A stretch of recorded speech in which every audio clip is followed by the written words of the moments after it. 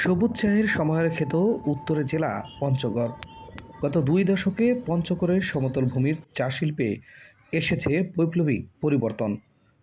যেসব উঁচু জমিতে কোনো ফসল হতো না, পতিত অবস্থায় পড়ে থাকতো, সেসব জমিতে চা চাষ করে এই জেলার আর্থসামাজিক উন্নয়নের পাশাপাশি ভাগ্যের পরিবর্তন হয়েছে চা চাষি ও শ্রমিকদের।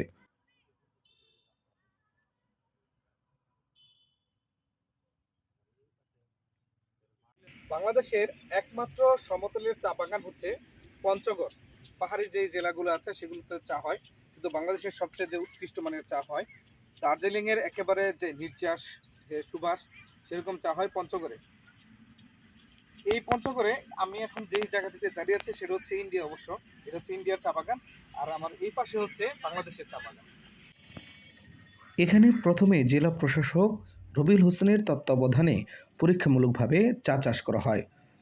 প্রথমে টবে, পরে জমিতে চায়ের চাষ করা হয়। সে সফলতা থেকে পঞ্চগড়ে বাণিজ্যিক ভিত্তিতে চা উৎপাদন করা হয়।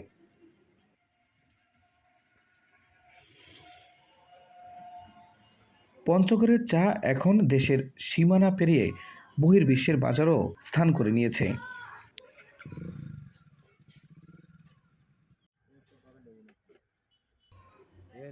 চা চায়ের চাষাবাদ ব্যাপক হারে বৃদ্ধি পাওয়ায় ইতিমধ্যে তৃতীয় চা অঞ্চল হিসেবে পরিচিতি লাভ করেছে পঞ্চগড়। সড়কের পাশে বা উঁচু পতির জমিতে কিংবা পুকুর পাড়ে, এমনকি বাড়ির আঙিনায় রয়েছে চায়ের বাগান। আবার কেউ কেউ সুপারি, আম, তেজপাতা বাগানের সাথী ফসল হিসেবেও করেছেন চায়ের চাষ।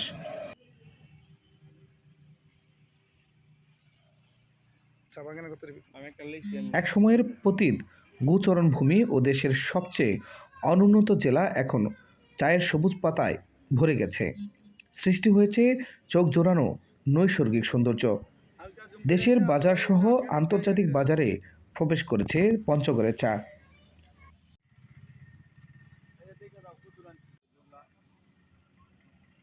এখানকার অর্গানিক চা বিক্রি হচ্ছে লন্ডনের হ্যারোড অকশন মার্কেটে। রপ্তানি হচ্ছে দুবাই, জাপান ও আমেরিকায়। তেঁতুলিয়া থেকে দার্জিলিংয়ের দূরত্ব 50 কিলোমিটার। আর এখানে উৎপাদন হচ্ছে পৃথিবীর সেরা চা, যা দার্জিলিংয়ের চায়ের নির্যাস দেয়।